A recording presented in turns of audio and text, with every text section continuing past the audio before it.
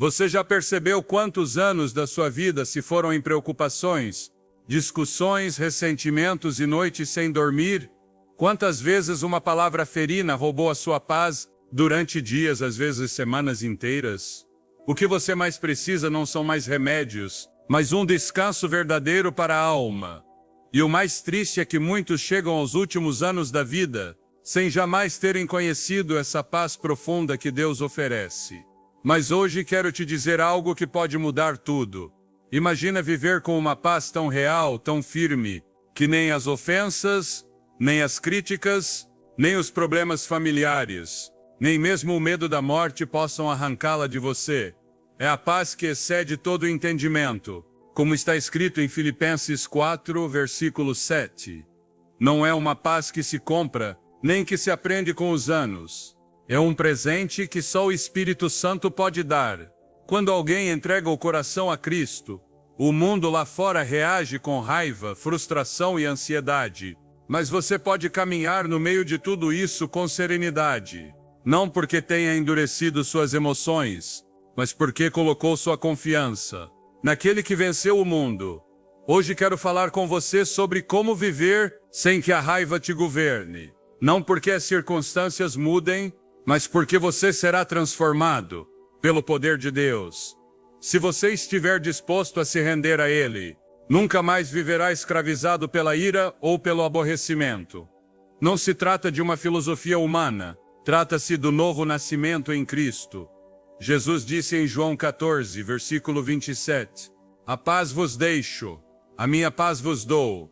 Eu não vou-la dou como o mundo a dá." Essa é a paz que te convido a abraçar hoje.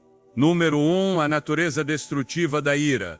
A ira é uma das armas mais destrutivas que o inimigo usa contra nós. Não só fere aqueles que amamos, como também nos consome por dentro, roubando-nos a clareza e levando-nos a cometer erros, dos quais depois nos arrependemos profundamente.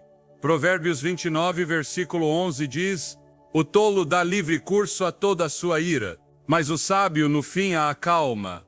Quando permitimos que a ira tome o controle, deixamos de agir sob a direção do Espírito e caímos em escravidão emocional. A ira não é sinal de força, é sinal de fraqueza espiritual. É prova de que soltamos a mão de Deus e estamos agindo segundo a carne. É como um incêndio que começa com uma faísca, uma palavra mal interpretada, uma injustiça percebida, um obstáculo inesperado. E se alimentarmos com pensamentos negativos, logo se transforma em um fogo devorador, que destrói nossa paz, nossas relações e até nossa saúde. Santiago 1, versículos 19 e 20 nos exorta claramente, "Todo homem seja pronto para ouvir, tardo para falar, tardo para irar-se, porque a ira do homem não opera a justiça de Deus." A ira não resolve nada, só piora tudo. A ciência moderna confirmou o que a palavra de Deus já ensinava. A ira eleva a pressão arterial, enfraquece as defesas do corpo e pode danificar o coração. Mas além do dano físico, é um veneno que corrompe a alma e endurece o coração. Não são as circunstâncias que nos fazem tropeçar, é a nossa resposta a elas. Se alguém nos insulta, não é a ofensa que nos fere, é a importância que damos a ela. Jesus nos ensinou em Mateus 5, versículo 44, "Amai os vossos inimigos, bendizei os que vos maldizem." Essa não é uma instrução estoica, é uma instrução do céu, e só pode ser cumprida quando deixamos que Cristo viva em nós. Quando nos deixamos levar pela ira, nossas decisões se tornam irracionais. No calor do momento podemos gritar, ferir com palavras, ou até cometer atos impulsivos. Mas depois, quando a raiva passa, vemos o estrago que causamos. Relações que levaram anos para construir podem ser destruídas em segundos. Palavras ditas com fúria podem deixar feridas que duram a vida inteira. A Bíblia nos chama a nos examinar. Em Efésios 4, versículo 26, "Irai-vos e não pequeis. Não se ponha o sol sobre a vossa ira." Não é pecado sentir a emoção, mas é pecado permitir que ela se transforme em amargura e destruição. Em vez de buscar vingança como o mundo faz, devemos buscar reconciliação. Em vez de alimentar o ressentimento, devemos clamar a Deus por um coração perdoador. A única forma verdadeira de vencer a ira é pela obra regeneradora do Espírito Santo. Não é questão de autodisciplina humana, mas de rendição total a Cristo. Quando deixamos que a sua palavra habite em nós, quando oramos e cultivamos uma vida de obediência, então a paciência, a mansidão e o domínio próprio, frutos do Espírito, segundo Gálatas 5, versículos 22 e 23, começam a florescer em nossa vida. A ira é uma armadilha do inimigo. É um gigante que quer roubar nossa bênção, como fez com Moisés quando bateu na rocha, em vez de falar com ela como Deus havia ordenado. E por isso ele não pôde entrar na terra prometida. Não permita que esse inimigo interno destrua o que Deus quis edificar em você. Cristo já venceu e nele você também pode vencer. Mas há uma boa notícia para o crente. Não estamos sozinhos na luta contra a ira. O Espírito Santo nos foi dado para nos ajudar a dominar as paixões da carne. Na próxima vez que sentir a ira tocando seu coração, faça uma pausa, ore. Pergunte ao Senhor se aquela reação é digna de um filho de Deus. Lembre-se do que diz Tiago 1, versículo 20. A ira do homem não opera a justiça de Deus. Não permita que uma emoção momentânea dite suas ações. Nossa paz não depende de um mundo ser perfeito, mas de saber que Cristo vive em nós. A verdadeira paz se manifesta quando enfrentamos a adversidade com um coração governado pelo Senhor. Número 2, muitas emoções negativas nascem quando nossas expectativas não são cumpridas. Mas, irmãos, essas expectativas muitas vezes não vêm de Deus, e sim de nós mesmos. Jesus nunca prometeu que esta vida seria sem tropeços. Pelo contrário, em João 16, versículo 33, ele disse: "No mundo tereis aflições, mas tende bom ânimo. Eu venci o mundo." A tristeza, o ressentimento, a frustração, tudo isso brota quando queremos que as coisas aconteçam à nossa maneira. Quando acreditamos que merecemos algo e não o recebemos, sentimos que Deus nos falhou. Mas na realidade, colocamos nossa confiança em nossas próprias ideias, não na vontade dele. Olhe o exemplo de José, filho de Jacó. Seus irmãos o traíram. Foi vendido como escravo e depois preso injustamente. Mas nunca o vemos apegado a expectativas humanas. Ele confiou em Deus. E em Gênesis 50, versículo 20, diz aos irmãos: "Vós na verdade intentastes o mal contra mim, porém Deus o tornou em bem." Ele não se deixou governar pela amargura. Aceitou que os caminhos de Deus são mais altos que os nossos. Nós, porém, queremos que nossos amigos nunca nos falhem, que a vida seja confortável, que o chefe reconheça nosso esforço. Mas quem nos prometeu isso não foi Jesus. Não se trata de desistir ou de parar de sonhar. Trata-se de confiar que, se algo não acontecer como esperávamos, Deus ainda tem o controle. Ele abre e fecha portas. Se deixarmos de exigir que o mundo siga nossas regras e começarmos a buscar a vontade do Senhor, seremos verdadeiramente livres. Romanos 8, versículo 28 nos lembra: "Sabemos que todas as coisas cooperam para o bem daqueles que amam a Deus." Até as decepções, até o silêncio. Aceitar não é resignação, é rendição diante daquele que sabe mais que nós. A verdadeira paz não se encontra em um mundo que se curva aos nossos desejos, mas em um coração que se submete aos planos eternos de Deus. Número 3, a ira é o reflexo de um eu que ainda não foi crucificado com Cristo. Quando alguém nos insulta ou nos ignora, quando sentimos que nosso valor não é reconhecido, nos irritamos porque o orgulho foi ferido. Mas o que diz o Senhor? Em Filipenses 2, versículo 3, "Nada façais por contenda ou por vanglória, mas por humildade, considerando cada um os outros, superiores a si mesmo." A ira não nasce do que os outros fazem, nasce de como interpretamos o que fazem. Nasce de um coração que ainda não deixou seu ego na cruz. Se realmente estamos mortos para o eu e vivos em Cristo, não precisaremos defender nossa imagem. Jesus foi cuspido, golpeado, desprezado e não abriu a boca em ira, porque conhecia sua identidade no Pai. Se você sabe quem é em Cristo, não se importará com o que o mundo diz. Se o ego não está inflado, a ira não encontrará combustível para queimar. Alguém te tratou com grosseria? Lembre-se de Provérbios 15, versículo 1. A resposta branda desvia o furor, mas a palavra dura suscita a ira. Não responda como o mundo responde. Responda como Cristo, porque não fomos chamados a reagir como os outros, mas a refletir sua luz. E se aquela pessoa estiver lutando com sua própria tempestade interior, e se as palavras dela não nascerem do que fizemos, mas do peso que carrega no coração, meus irmãos, a verdade é que muitas vezes o que os outros fazem não fala de nós, fala do que há dentro deles. No entanto, nosso orgulho ferido nos engana, nos faz pensar que tudo gira ao nosso redor. Dizemos, me ofendeu, me humilhou, não me valorizou. Mas e se parássemos de nos colocar no centro de cada situação? Se reconhecêssemos que as cargas do próximo não nos pertencem, poderíamos entregar nossa ira ao Senhor e viver livres. O apóstolo Paulo nos lembra em Romanos 12, versículo 18, se possível, quanto depender de vós, tende paz com todos os homens. Quando alguém nos insulta, esse insulto não tem poder algum, até que lhe entreguemos nosso coração. Podemos escolher olhar para o agressor como Jesus olhou na cruz, dizendo, Pai, perdoa-lhes, porque não sabem o que fazem. Lucas 23, versículo 34. Podemos seguir em frente sem carregar esse veneno, mas o ego quer brigar, quer gritar, quer ter a última palavra, nos arrasta para defender nossa imagem. E nesse impulso caímos, perdemos o controle e respondemos com fúria. No entanto, o Senhor nos chama a algo maior. Não disse ele em Mateus 5, versículo 39. Ao que te ferir na face direita, oferece-lhe também a outra.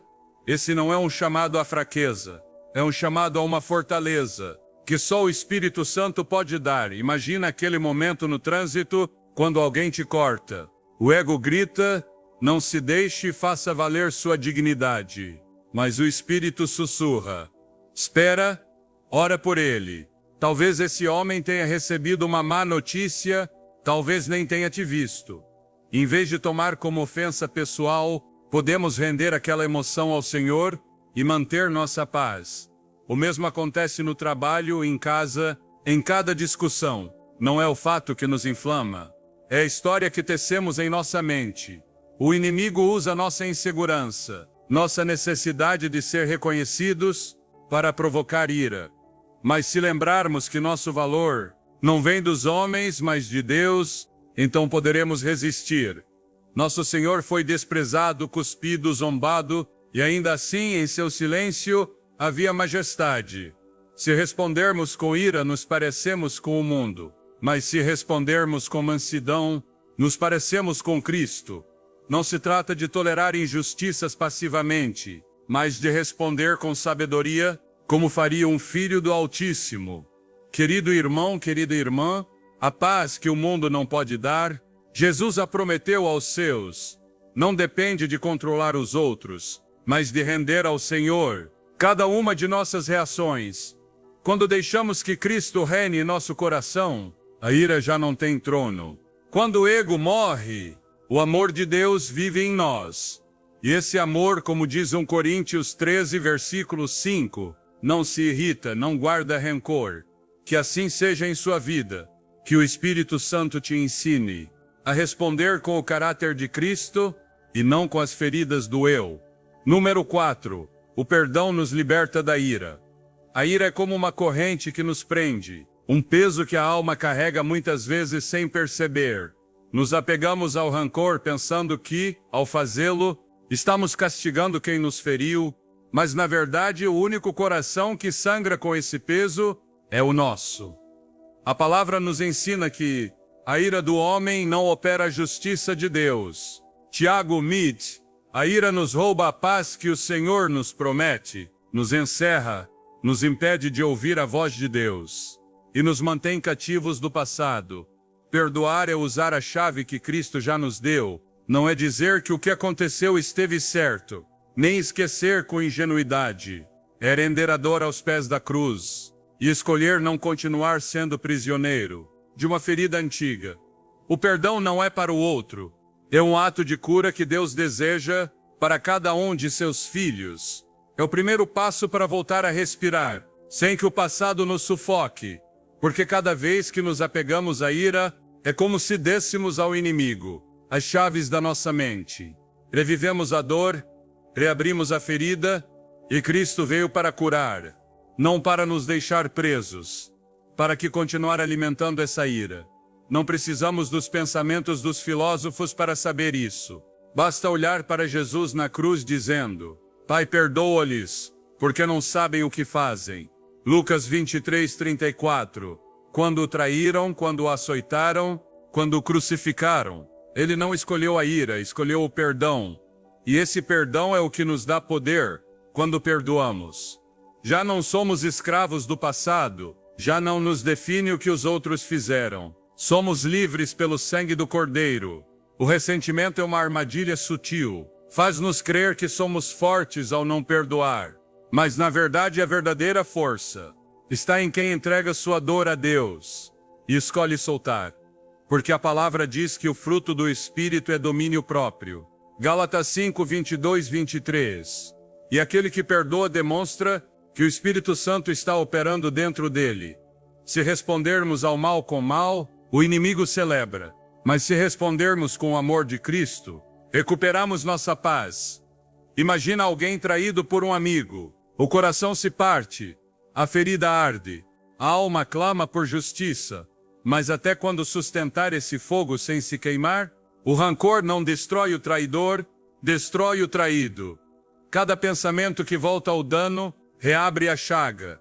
Mas se entregarmos isso ao Senhor, se declararmos que já não vamos deixar aquele ato definir nossa vida, encontramos descanso. Não se trata de voltar a confiar em quem nos feriu, mas de não deixar que essa ferida nos governe. Perdoar não é automático, é uma decisão que se renova todo dia. É olhar para o céu e dizer: Senhor, hoje também escolho soltar. Nem sempre é fácil, mas é o caminho que conduz à paz, que excede todo o entendimento. Filipenses 4:7. Não podemos controlar o que os outros fazem, mas podemos decidir como responder. O Espírito nos ensina que não é a ofensa que fere, é o espaço que damos a ela no coração. Ao perdoar, deixamos de alimentar essa raiz amarga. Reconhecemos que o comportamento dos outros reflete a batalha interna deles, não nossa identidade em Cristo. Isso não significa permitir abusos, nem calar injustiças. Significa não permitir que o ódio enche raízes. Porque ao perdoar não libertamos o outro, nos libertamos a nós mesmos. Deixamos de carregar um peso que não nos corresponde. Deixamos de gastar energia em uma dor que o Senhor já nos pediu deixar em suas mãos. A verdadeira vitória não está em nos vingarmos, está em demonstrar que continuamos amando, que continuamos crendo, que continuamos de pé.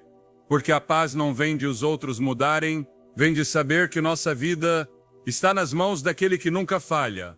Perdoar é deixar para trás o veneno e abraçar a liberdade que só Cristo pode dar. Número 5. Pratica o domínio do Espírito. Quando alguém nos fere com palavras ou ações, quando nos sentimos provocados ou atacados, a carne nos impulsiona a responder rápido e com raiva. Queremos nos defender, queremos provar que temos razão, queremos ser ouvidos. Mas a palavra de Deus nos ensina que o que tarda em irar-se é grande de entendimento, mas o que é impaciente de espírito exalta a loucura. Provérbios 14:29. Nesses momentos, se agirmos sem orar, se respondermos sem meditar, caímos facilmente no pecado do orgulho ou da ira. Dizemos palavras das quais depois nos arrependemos, e em vez de curar, ferimos ainda mais.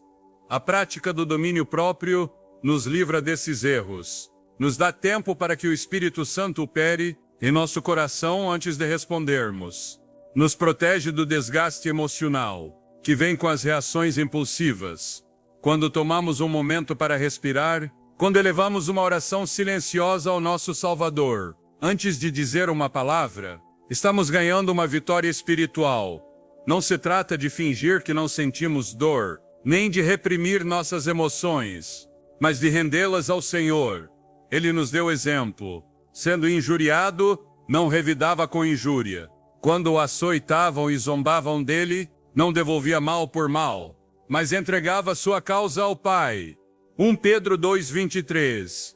Se alguém te insulta, se te atacam com críticas injustas, responder com raiva é descer ao mesmo nível. Mas se permaneces calmo, se escolhes o silêncio ou uma palavra branda, estás demonstrando que tua vida não é governada pelas emoções, mas pelo Espírito de Deus.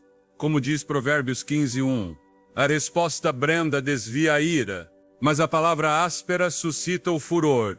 Na vida diária, as ocasiões para exercer esse fruto do Espírito são constantes. Pode ser um colega de trabalho que lança uma indireta ferina, um motorista que te grita no trânsito, ou um ente querido que procura discussão em tudo. Você tem a opção de reagir segundo a carne ou agir segundo o Espírito. Você pode responder imediatamente e acender o conflito, ou pode esperar no Senhor e deixar que Ele te dê sabedoria e temperança.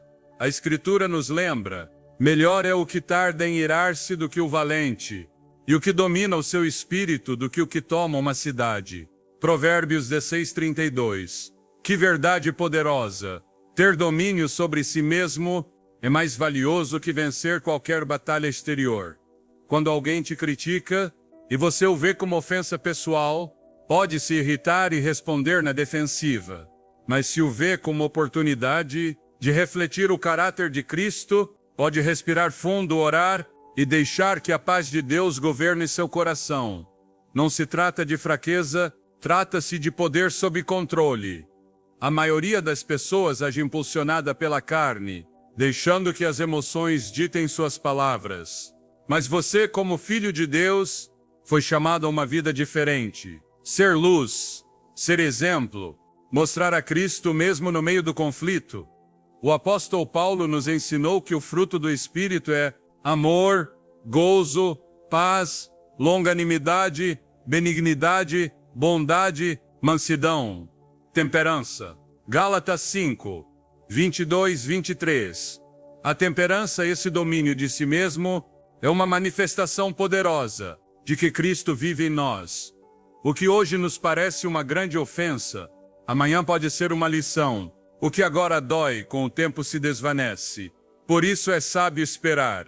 É sábio não responder ao fogo com fogo, mas com a serenidade que vem do céu.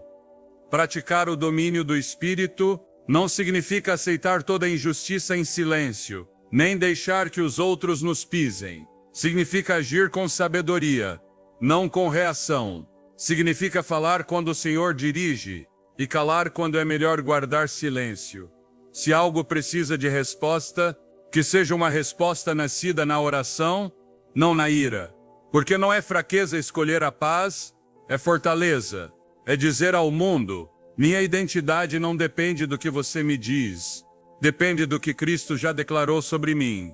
Cada vez que sentir o desejo de responder com raiva, lembre-se, você tem o poder de escolher não fazê-lo. Pode respirar, orar, esperar no Senhor.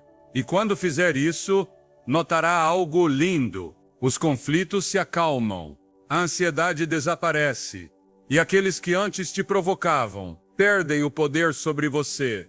O domínio do Espírito é liberdade verdadeira. É caminhar com o Espírito Santo, sabendo que Ele guia cada palavra e cada silêncio. Número 6. Às vezes a ira que carregamos não é mais que o eco de um coração ferido pela insegurança. Quando não encontramos paz com quem somos em Cristo, qualquer palavra, qualquer olhar ou gesto que ponha em dúvida nossa identidade provoca uma tempestade na alma. Não é tanto a situação que nos faz explodir, é o que essa situação revela do nosso interior. Se alguém nos critica e isso acende nossa ira, não é a crítica que fere, é o valor que damos a ela, porque ainda não estamos firmes no que Deus diz que somos. Se conhecêssemos plenamente nossa identidade, como filhos redimidos pelo sangue do Cordeiro, não precisaríamos levantar a voz nem cerrar o punho. Poderíamos deixar passar essas palavras, como quem sabe que sua identidade está assegurada no céu. Mas quando nossa confiança está edificada sobre areia, qualquer vento nos abala, e respondemos com ira, como se disso dependesse nossa defesa. O apóstolo Paulo escreveu: porque Deus não nos deu o espírito de covardia, mas de poder, de amor e de moderação. 2 Timóteo 1:7. Esse domínio próprio é o que vacila quando a insegurança toma conta do nosso coração. A insegurança gera uma constante sensação de ameaça. Faz-nos viver como se devêssemos proteger uma fachada diante dos outros, como se qualquer comentário pudesse derrubar a imagem que construímos. Assim, nossa mente, ainda não renovada pela palavra, interpreta as palavras alheias como ataques pessoais e responde com dureza. Mas a verdade é esta: ninguém tem poder para nos diminuir, se não lhe dermos esse poder. O Senhor já nos definiu. Ele nos chama linhagem eleita, sacerdócio real, nação santa. 1 Pedro 2:9. Lembro-me de uma fase da minha vida em que engordei. Cada vez que alguém fazia um comentário sobre minha aparência, eu me sentia ofendido. Dizia que era pela falta de respeito dos outros. Mas a verdade, irmão, é que eu não estava bravo com eles. Estava bravo comigo mesmo. Não aceitava o que via no espelho. E o que doía não eram as palavras deles, era que no fundo eu lhes dava razão. Era minha própria percepção distorcida, que acendia a ira. Com o tempo, o Espírito Santo me levou a compreender que o problema não era a gente. Era minha falta de domínio sobre minhas emoções, sobre meu corpo, sobre minha atitude. Decidi deixar de desperdiçar energia na ira e começar a assumir responsabilidade. Trabalhei na minha saúde, na disciplina, na oração, e sabe o que aconteceu? Os comentários continuavam chegando, mas já não me afetavam, porque não eram eles que haviam mudado, era eu. Deus me havia transformado por dentro.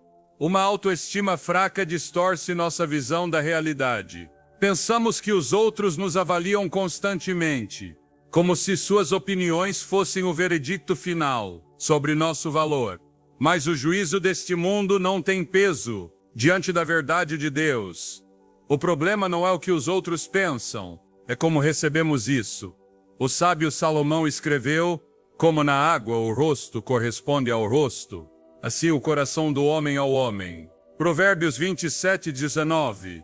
Se teu coração está cheio de insegurança, todo comentário te parecerá um julgamento. Mas se teu coração está cheio da certeza de Cristo, a opinião alheia não poderá abalar teus alicerces.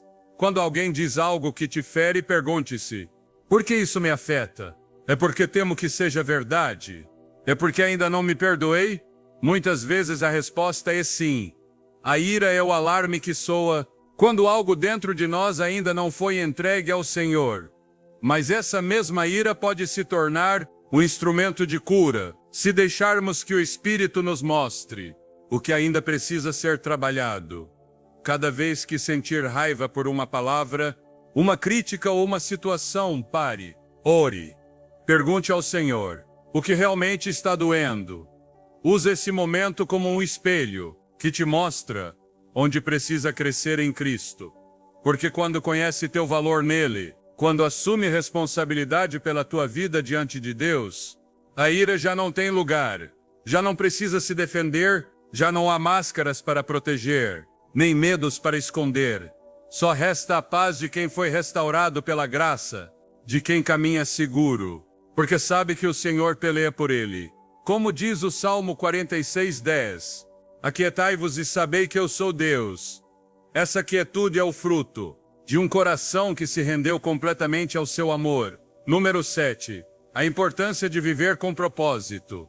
Quando não conhecemos o propósito pelo qual Deus nos criou, a vida se torna pesada, sem rumo, como um barco sem leme.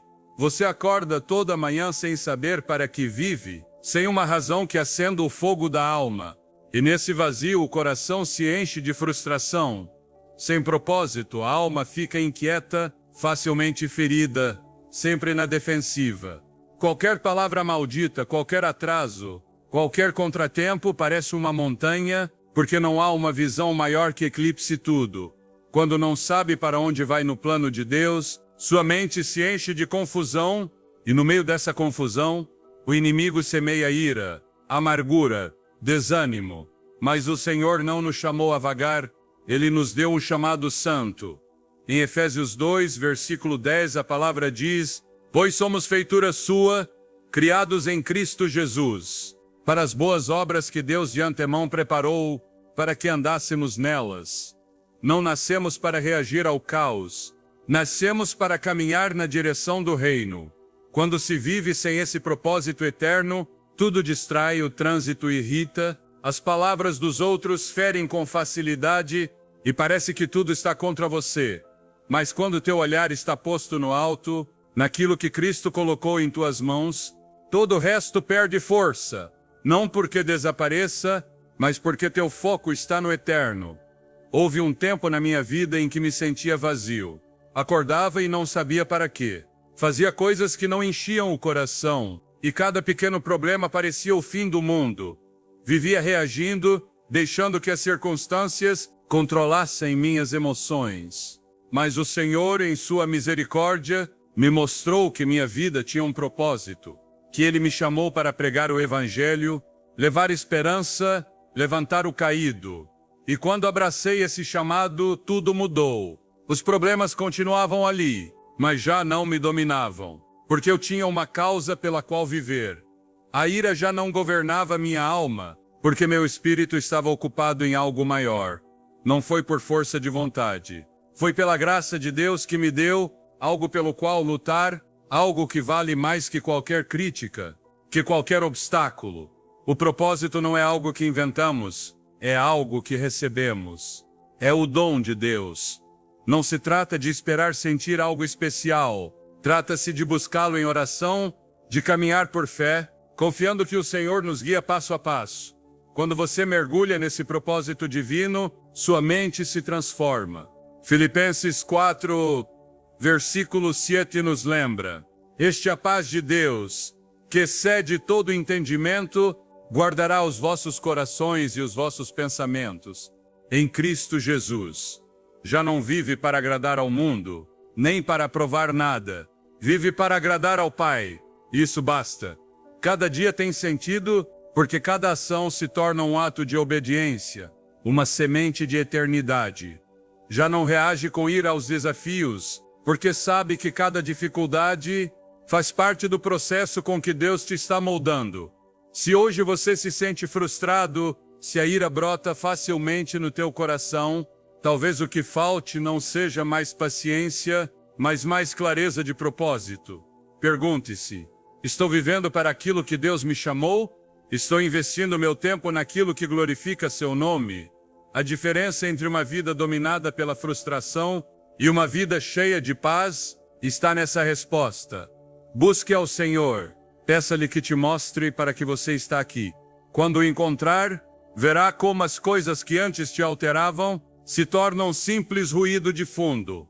Porque quando se tem um propósito, quando se caminha no centro da vontade de Deus, todo o resto perde o poder sobre você. Número 8, o poder transformador do Espírito Santo em nossas reações emocionais.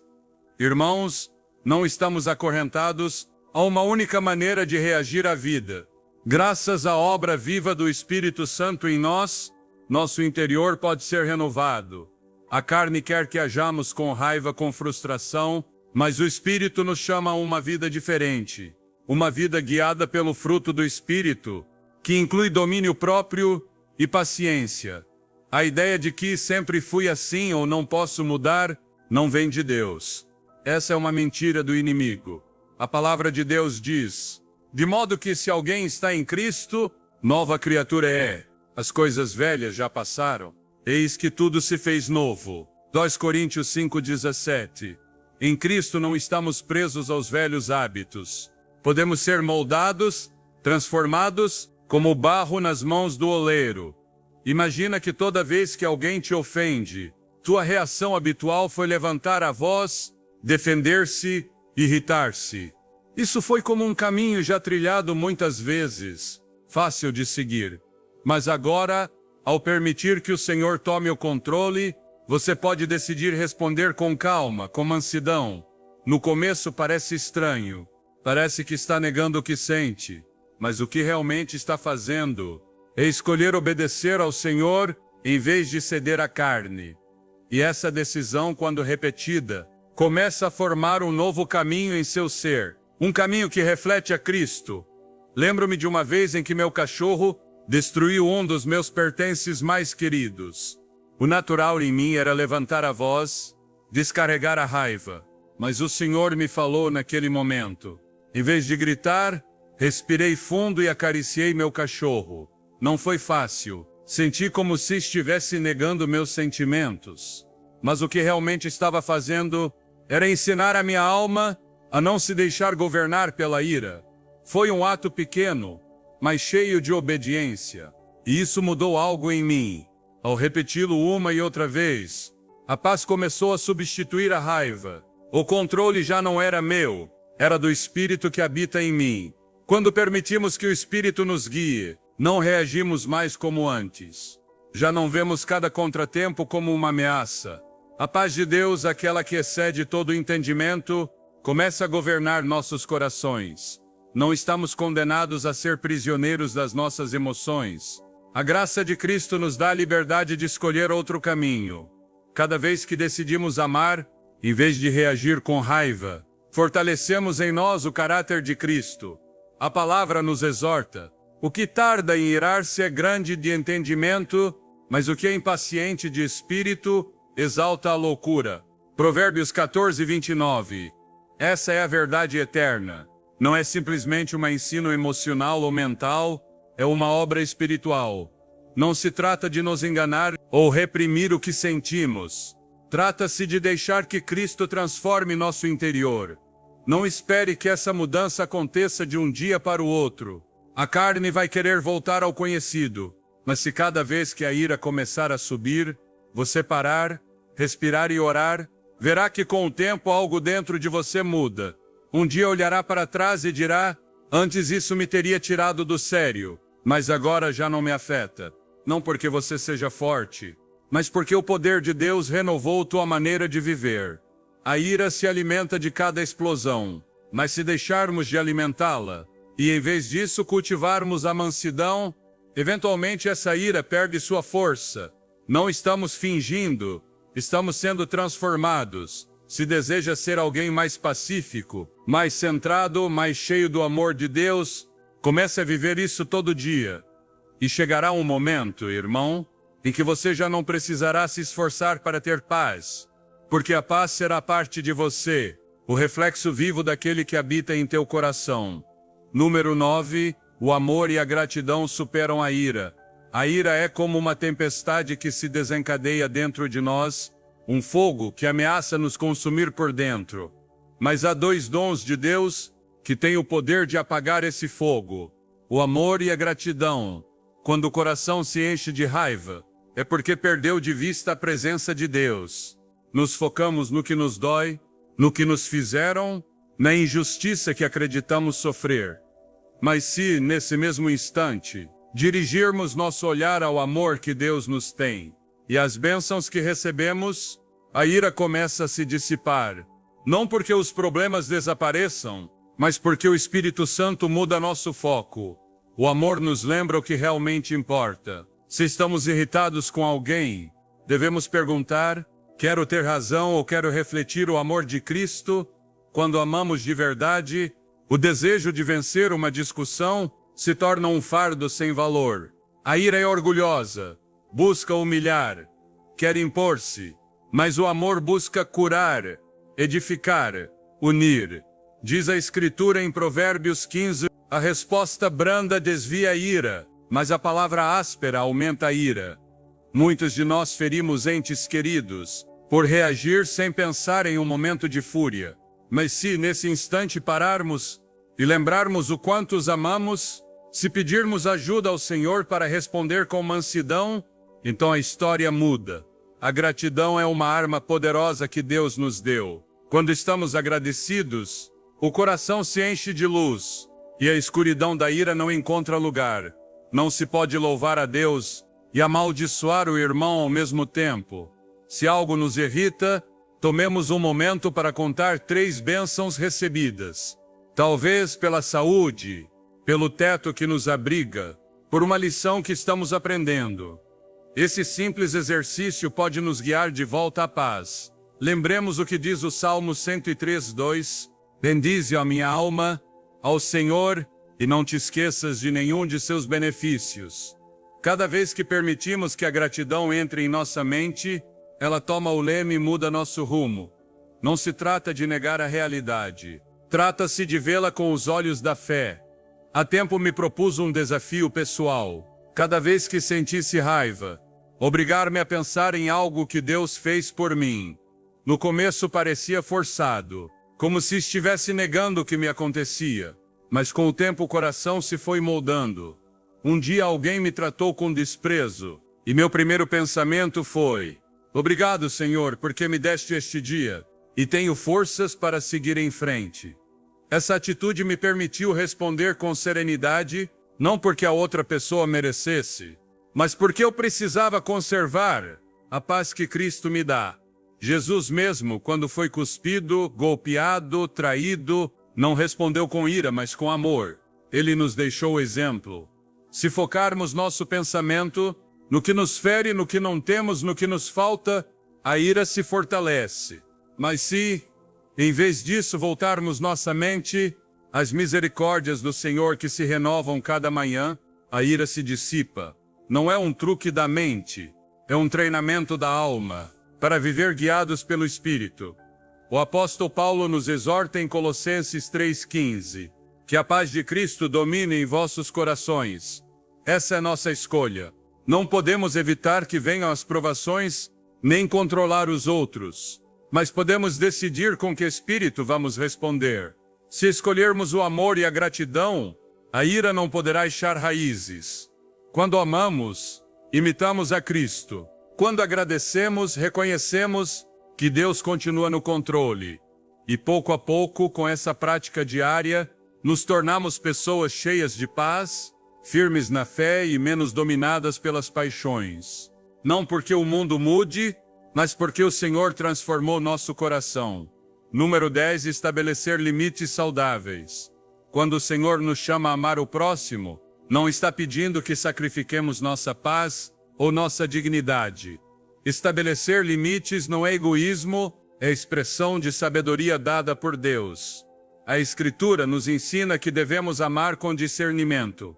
Em Provérbios 4, versículo 23, sobre tudo que se deve guardar, guarda o teu coração, porque dele procedem as fontes da vida. Se não colocamos limites, deixamos que os outros decidam como devem nos tratar, e isso não honra o valor que Deus nos deu. Estabelecer um limite não significa rejeitar alguém. Significa reconhecer que temos responsabilidade diante de Deus, de cuidar do que Ele nos confiou, nosso tempo, nossas forças, nosso coração. Quando permitimos que os outros nos faltem ao respeito, que interrompam constantemente nossas tarefas, que menosprezem nossas prioridades, terminamos emocionalmente exaustos. E embora às vezes temamos que colocar limites possa parecer falta de amor, o verdadeiro amor também sabe dizer não quando necessário. Jesus mesmo, em várias ocasiões, se afastou das multidões para orar, para descansar, para estar com o Pai. Não o fazia por indiferença, mas porque compreendia a importância de renovar seu espírito e cuidar de seu chamado. E você, quantas vezes sentiu que dá e dá, até ficar vazio? Essa sensação não é culpa de quem te rodeia. É sinal de que você não traçou com clareza o que permite na sua vida. Há momentos em que tememos falar com firmeza porque não queremos ferir. Mas o silêncio diante do maltrato, diante do abuso emocional, diante da falta de consideração, também é uma forma de permitir que continue. Quando alguém nos critica sem razão e guardamos silêncio, damos a entender que é aceitável. Mas se com amor e clareza dissermos: prefiro que conversemos com respeito, Ou neste momento não posso te atender, falamos depois. Não estamos afastando o outro. Estamos mostrando que também nós somos filhos de Deus, merecedores de consideração. Lembro-me de uma fase da minha vida, em que me custava dizer não. Se alguém me chamava, deixava tudo. Se alguém precisava de algo, eu estava lá. Achei que isso era servir, mas na verdade era permitir que as necessidades dos outros esmagassem as minhas. Sentia frustração, cansaço, até que o Senhor me mostrou que precisava pôr ordem. Desde então aprendi a dizer: estou ocupado agora, mas com prazer falarei contigo mais tarde. No começo foi difícil, mas depois os outros começaram a respeitar, e eu comecei a me sentir mais valorizado. Os servos de Deus, como Neemias, também estabeleceram limites. Quando reconstruía os muros de Jerusalém, os inimigos queriam distraí-lo, mas ele respondeu em Neemias 6, versículo 3. Estou fazendo uma grande obra e não posso descer. Que poderoso quando entendemos que nossa vida tem um propósito maior e não permitimos que as distrações nos apartem dele. Dizer não com amor, com firmeza, sem culpa, é um ato de fé. Significa crer que Deus nos sustenta, mesmo quando os outros não compreendem nossas decisões. Não é nossa tarefa controlar os outros, mas proteger o terreno que o Senhor nos deu para semear. Não podemos evitar que alguém cruze uma linha, mas podemos decidir se permitimos que permaneça ali. E se, depois de expressar com clareza o que precisa, essa pessoa não respeitar, então é tempo de orar e considerar se essa relação edifica ou destrói. Porque o conflito mais perigoso não é o que temos com os outros, é o que abrigamos dentro de nós quando não somos fiéis ao que Deus nos mostrou. Irmão e irmã, não tema estabelecer limites. Não é sinal de fraqueza, é sinal de obediência. O Senhor te chamou a viver em paz, não em confusão. Cada vez que escolhe teu bem-estar espiritual por cima de agradar aos homens, está dizendo com tua vida: minha prioridade é agradar a Deus. E ali nesse lugar de clareza e firmeza, descobrirás uma liberdade que não depende da aprovação de ninguém, mas da certeza de saber quem és em Cristo. Número 11, nem tudo merece tua atenção. Cada dia, como filhos de Deus que caminhamos por um mundo quebrantado, nos deparamos com palavras ferinas, críticas injustas, situações sem importância, que buscam roubar a paz que o Senhor pôs em nossos corações. Mas permita-me te dizer algo que mudou minha vida. Nem tudo merece tua atenção. Nem tudo que se levanta contra ti merece uma resposta. Porque nem tudo que brilha vem da luz verdadeira. Vivemos rodeados de opiniões, rumores, confrontos, e se não tivermos cuidado, terminamos nos desgastando emocionalmente, reagindo ao que amanhã será pó levado pelo vento. O apóstolo Paulo escreveu em Filipenses 4:7 que a paz de Deus, que excede todo entendimento, guardará vossos corações e vossos pensamentos em Cristo Jesus. Essa paz não se encontra respondendo a tudo, mas sabendo quando calar e confiar. Cada vez que algo te provocar, faça uma pausa e pergunte diante de Deus: isso glorifica ao Senhor? Isso edifica minha vida? Ou simplesmente busca perturbar meu espírito? Em muitas ocasiões a resposta virá como um suave sussurro do espírito: não vale a pena. Porque quando reagimos a cada provocação, entregamos nossa paz a quem não conhece o fruto do espírito. Lembre-se de nosso Senhor Jesus Cristo. Quando foi insultado, acusado falsamente, cuspido e golpeado, não respondeu com gritos nem vingança, mas com um silêncio que ecoou mais forte que 1000 palavras, porque ele sabia quem era, e seu valor não dependia da opinião dos homens. Isaías 53:7 diz que foi oprimido e afligido, mas não abriu sua boca. Que exemplo poderoso de domínio espiritual! Se alguém fala mal de ti, isso muda a tua identidade em Cristo. Se alguém te julga sem te conhecer, isso apaga as promessas que o Senhor declarou sobre tua vida? Claro que não. Reagir a tudo te torna prisioneiro do efêmero. Guardar silêncio por sabedoria te faz livre no Senhor. Houve um tempo na minha vida em que me preocupava com cada crítica, com cada palavra lançada contra mim. Senti a necessidade de me justificar, de provar que tinha razão, mas aprendi que era uma armadilha do inimigo, para me tirar do foco do propósito que Deus traçou. Aprendi a orar antes de falar, a ouvir o Espírito antes de reagir, e nesse processo descobri o poder do silêncio que protege a alma. Nem tudo merece tua atenção. Cada vez que escolhe ignorar o que não edifica, está escolhendo proteger tua paz. Essa paz que não vem do mundo, mas de cima. Não é indiferença, é discernimento, é sabedoria do céu. Provérbios 17:27 nos lembra: o que retém as palavras tem conhecimento, e o homem de entendimento é de espírito sereno. A liberdade verdadeira não é fazer o que te apraz, é ter a força de dizer: isso não preciso carregar no meu coração. Você pode escolher não responder ao insulto, pode escolher não entrar em cada batalha, porque tua energia, teu tempo, tua mente são recursos preciosos que devem ser semeados em terreno fértil, não desperdiçados em campos de briga vazios. Na próxima vez que alguém tentar te provocar, lembre-se, nem tudo merece tua atenção, nem tudo precisa de uma resposta. O que o mundo chama de fraqueza, Deus chama de mansidão. E os mansos, disse Jesus em Mateus 5:5, herdarão a terra. Guarde tua paz, conserve teu gozo, e siga em frente com os olhos postos em Cristo, o autor e consumador da nossa fé. Número 12. Às vezes sofremos, não tanto pelo que nos acontece, mas pelo que acreditamos que significa o que nos acontece. Irmãos, o inimigo é astuto, e muitas vezes não precisa atacar com força. Basta sussurrar uma mentira, para que nós mesmos a transformemos em corrente. O coração humano é vulnerável, não só à dor, mas à interpretação errada da dor. Vivemos envoltos em pensamentos que não vêm de Deus, em histórias que criamos a partir do que os outros dizem, ou do que nós mesmos cremos sem fundamento, na verdade da palavra. Mas o Senhor não nos chamou a viver presos nessas mentiras. Ele diz: e conhecereis a verdade, e a verdade vos libertará. João 8:32. Qual é essa verdade? Que você é amado, que foi criado com um propósito eterno, que não é um acidente nem um fracasso. Muitos de nós carregamos fardos que não vêm do céu, mas de conclusões precipitadas que fizemos em momentos de fraqueza. Talvez alguém te disse que não vales nada, e você acreditou. Mas isso não é fato. É uma mentira que você tomou como verdade. O fato real é que foste comprado por preço de sangue. 1 Coríntios 6:20. Isso te dá um valor incalculável.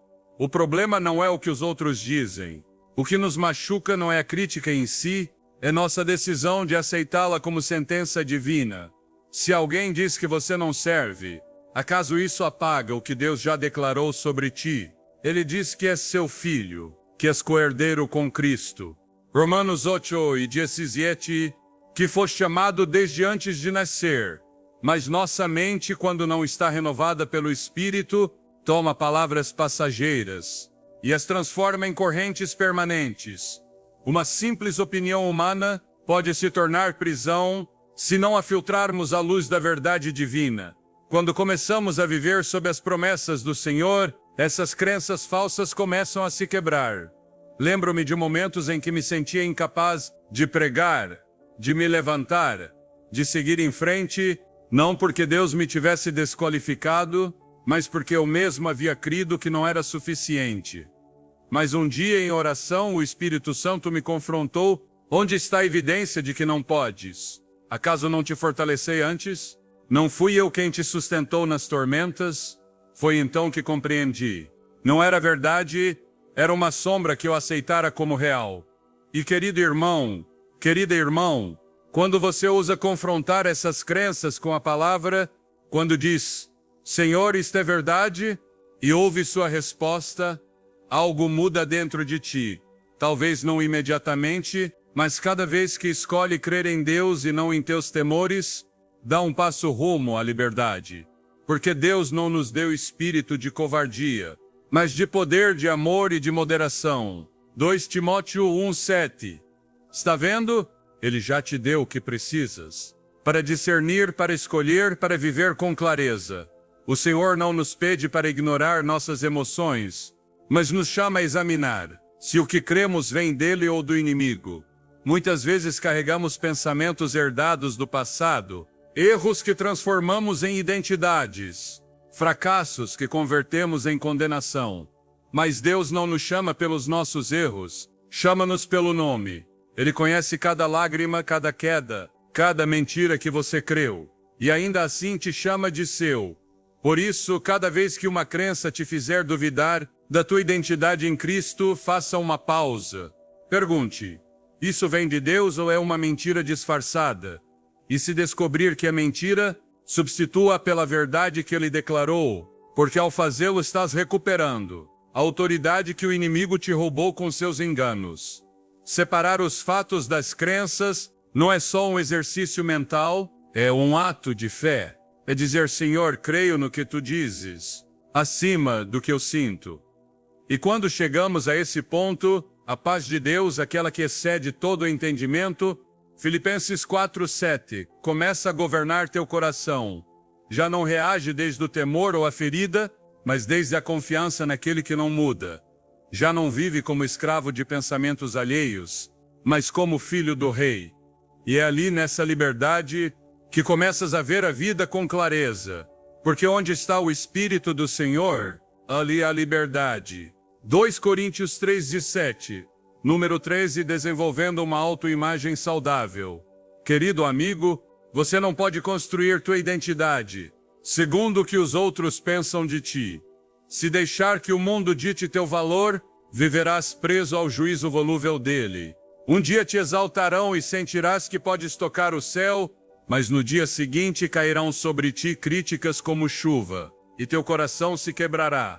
Não podemos edificar nosso valor sobre areia. As opiniões humanas mudam como o vento, mas a palavra de Deus permanece para sempre. Você vale porque foste criado à imagem e semelhança do Deus vivo, não porque os outros digam. Quando teu valor nasce do conhecimento de que és filho de Deus, então ninguém poderá roubar tua paz. O apóstolo Paulo escreveu em Romanos 8, versículo 16, o próprio Espírito testifica ao nosso espírito que somos filhos de Deus. Aí está a raiz de uma autoimagem saudável. Não precisas que o mundo te aplauda, quando sabes que o Criador do universo te chama de seu. Desde pequenos, muitos de nós fomos marcados por palavras duras, por rótulos injustos, por juízos que cravaram espinhos em nossa alma. Disseram-nos que não servíamos, que não éramos suficientes. E essas mentiras echaram raízes profundas. Mas hoje te digo com amor, você não precisa viver sob essas correntes. Deus te chama pelo teu nome, não pelos teus defeitos. Em Isaías 43, versículo 1, o Senhor declara: não temas porque eu te remi. Chamei-te pelo teu nome, tu és meu. É tempo de olhar para dentro, não com olhos humanos, mas à luz do Espírito Santo. Examine teu coração. Perguntes: quem me disse isso sobre mim? Vem de Deus ou do temor? Da verdade ou da ferida? Não se trata de negar nossas falhas. Trata-se de reconhecê-las desde a humildade, sabendo que seu poder se aperfeiçoa em nossa fraqueza. 2 Coríntios 12, 9. E então o que parecia uma rachadura se torna o canal por onde flui a graça. Quando alguém te criticar, não corra para se defender. Não permita que a raiva tome o controle. Em vez disso, leve-o em oração. Pergunte ao Senhor: Pai, há algo de verdade nisso? Há algo que eu deva mudar? Se houver, rende teu coração a Ele e permite que te molde. E se não for verdade, deixa que a ofensa escorra. Você não precisa carregar o que não vem de Deus. Eu também passei anos tentando agradar a todos, esforçando-me por ser aceito, por não decepcionar. Mas esse caminho só me afastou do meu verdadeiro propósito. Cansado de correr atrás da aprovação alheia, um dia parei e orei: Senhor, quem sou eu para ti? E nesse silêncio encontrei uma resposta que mudou minha vida. Já não precisava me encaixar, porque havia encontrado meu lugar nos braços do Pai. Aceitar quem você é não significa desistir. Significa reconhecer que tua identidade está segura em Cristo. Você é amado mesmo quando falha. Você é valioso mesmo quando o mundo te ignora. Não precisa provar nada, porque Jesus já fez tudo na cruz, e essa verdade te faz livre. E o mais lindo é que, quando deixas de buscar validação, te tornas uma pessoa autêntica. As pessoas que realmente importam te valorizarão pela tua sinceridade, não por uma imagem fabricada. A liberdade emocional não chega quando fecha os ouvidos a todos, mas quando sabe discernir qual voz vem de Deus e qual não vem. Se conhece tua identidade em Cristo, se vive com a certeza do teu chamado, então as críticas perdem força. Você caminha com segurança, com gozo, sem precisar fingir nada, não porque seja perfeito, mas porque sabe que teu valor não depende das luzes do mundo, mas da luz eterna de Deus. E nessa luz, irmão e irmã, encontrarás a paz que tanto anseias. Número 14, a falácia de dividir entre bons e maus. Nenhum ser humano é completamente justo, nem completamente perverso. Todos, sem exceção, somos resultado de uma humanidade quebrantada, onde coexistem o bem que desejamos fazer e o mal que às vezes nos vence. Como diz a Escritura, todos pecaram e carecem da glória de Deus. Romanos 3:23.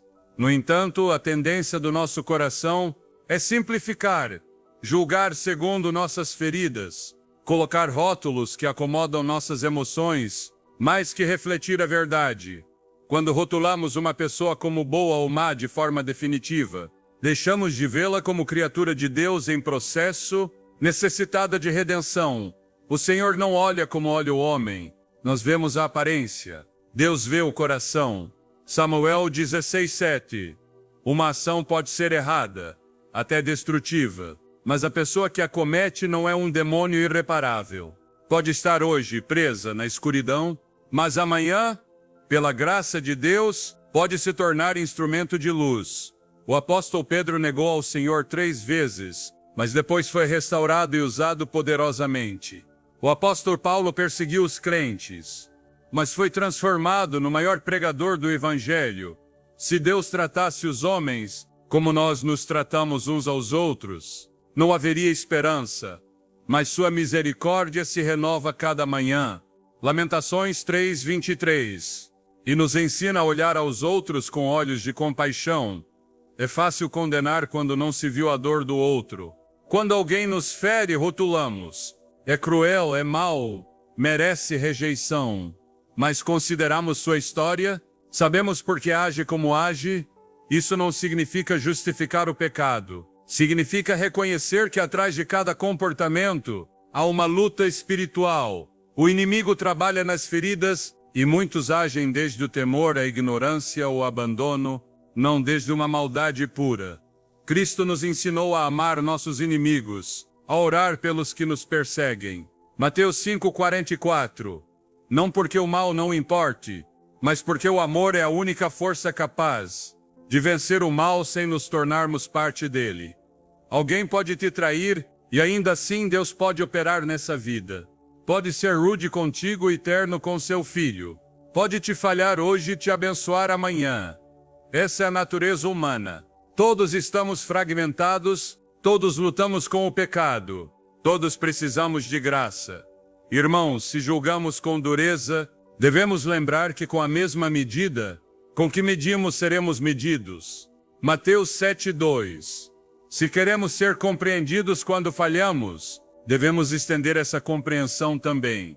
Não se trata de tolerar abuso ou pecado, trata-se de aprender a discernir entre o ato e a pessoa, entre a reação e a identidade.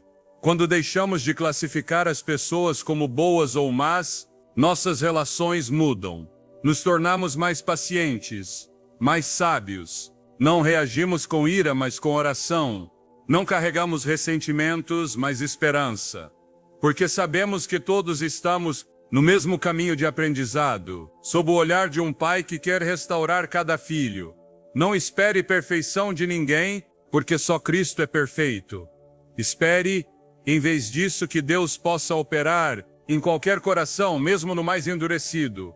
A paz interior não nasce da crítica, nasce da entrega. Deixar o juízo nas mãos de Deus nos liberta, nos permite amar sem medo, perdoar sem reservas, seguir em frente sem correntes.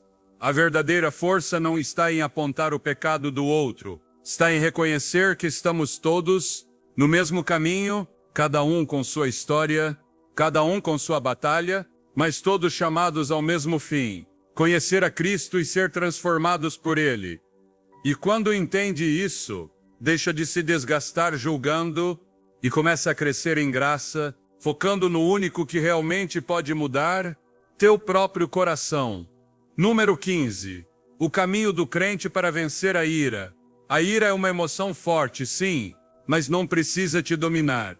Pode parecer um fogo que arde sem controle dentro do coração, mas se a levares aos pés do Senhor, Ele pode transformá-la em oportunidade de crescimento espiritual. Não estamos falando aqui de técnicas humanas, nem de filosofias do mundo, mas de uma entrega real ao poder do Espírito Santo, que renova nosso interior.